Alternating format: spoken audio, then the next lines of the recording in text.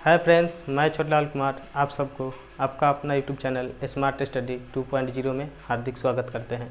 हम लोग क्लास 12 का हिंदी पढ़ रहे थे और 7 चैप्टर तक पढ़ लिए हैं। आज हम लोग इस वीडियो में 8वां चैप्टर पढ़ेंगे जिसका नाम होगा सिपाही की माँ और इसका लेखक हैं मोहन राकेश। तो यह एक एकांकी है और इस एकांकी के माध्यम से हम लोग सारांश के माध्यम से समझने का प्रयास करेंगे कि इस एकांकी में मोहन राकेश ने हमें क्या समझाने का प्रयास किया है, इसे पढ़ने से हमें क्या शिक्षा मिलती है और इसके बारे में जानेंगे। तो सबसे पहले हम लोग मोहन राकेश यानी कि लेखक के बारे में जानेंगे, क्योंकि ऑब्जेक्टिव प्रश्न लेखक के बारे में पूछ लेता है। तो यहाँ हम लिख दिए हैं पार्ट 8 है और क्लास 12 का हिंदी है जो 100 मार्क्स हिंदी है।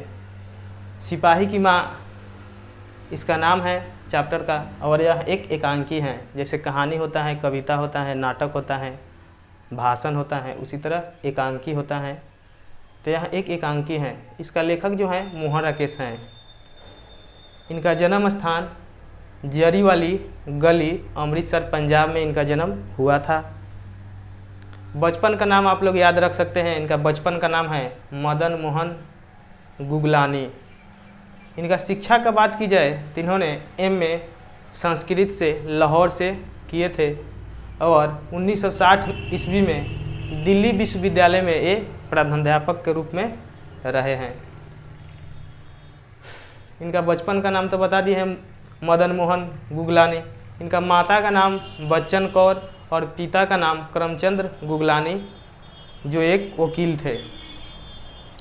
इनका जन्म का बात की जाए तो 8 जनवरी 1925 में इनका जन्म हुआ था और निर्धन हुआ था 3 दिसंबर 1972 में।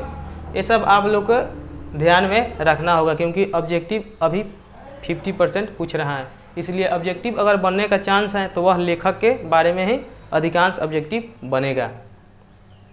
इसमें एकांकी में जो भी प्रमुख पात्र हैं उसका नाम यहाँ हम लिख दिए हैं। पात्र में है मानक जो इस एकांकी का कह सकते हैं नायक हैं, और इसकी एक माँ जिसका नाम बिस्नी है और इसके एक बहन रहती है जिसका नाम क्या है मुन्नी है, और इस तरह एक लड़की और 2 लड़की का इस एकांकी में उल्लेख किया गया है जिसका लेखक ने कोई विशेष नाम नहीं दिया है।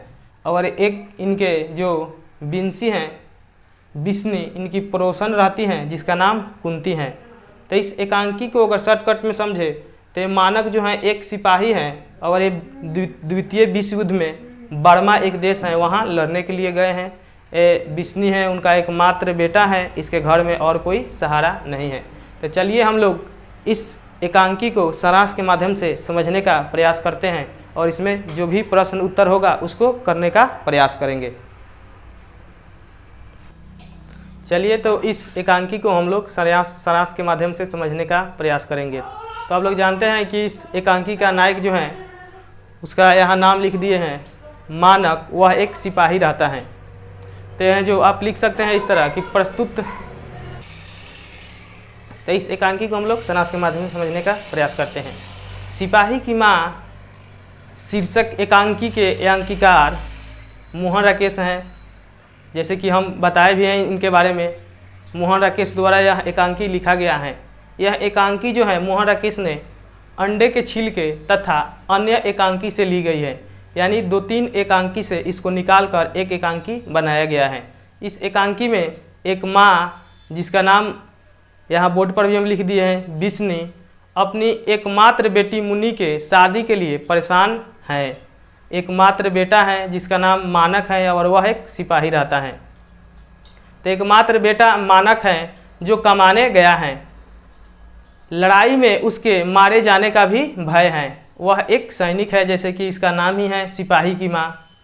तो वह कमाने गया है, लड़ाई में उसके मारे जाने का भी भय है।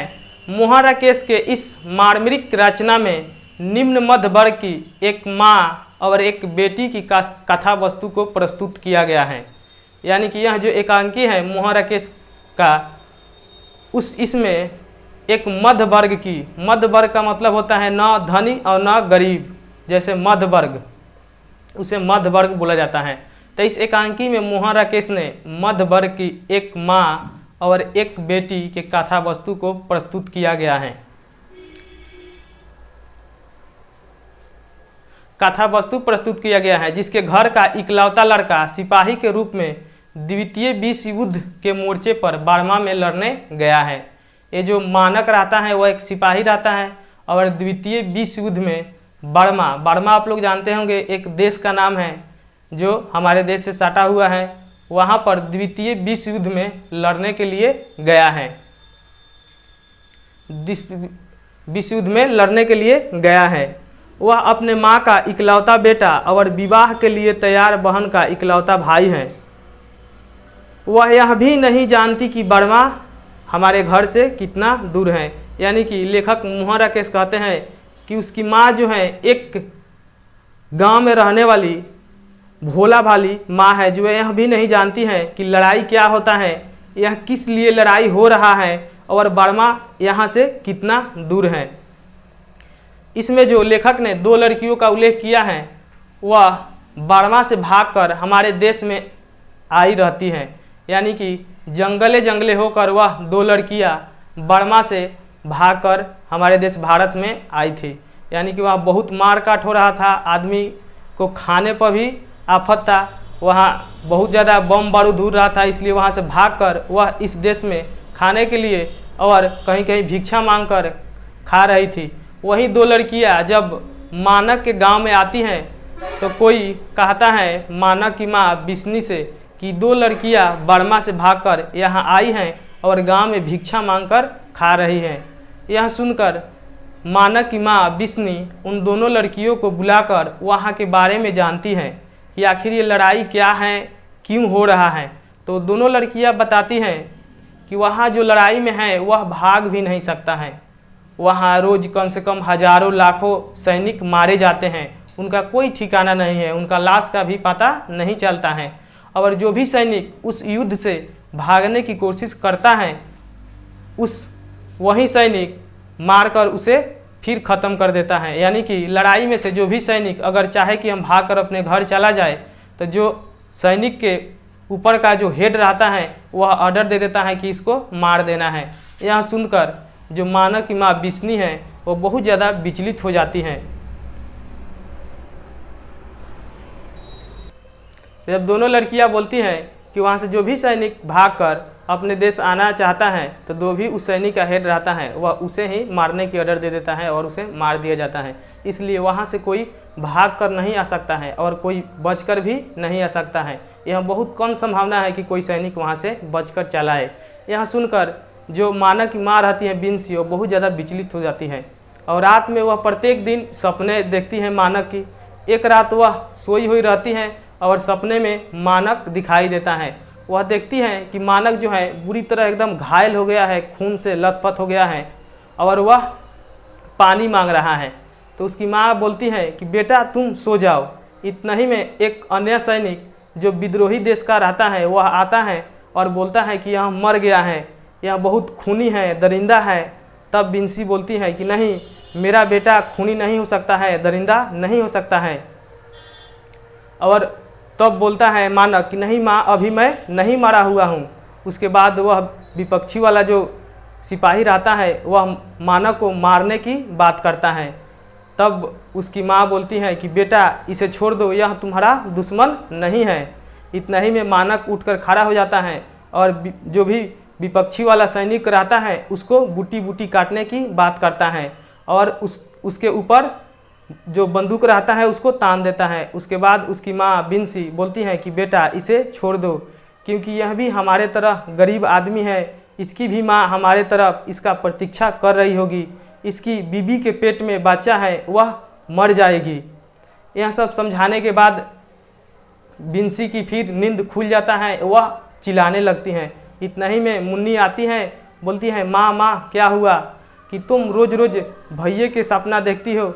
मैं बोलती हूँ कि भैया एक दिन ज़रूर आएंगे।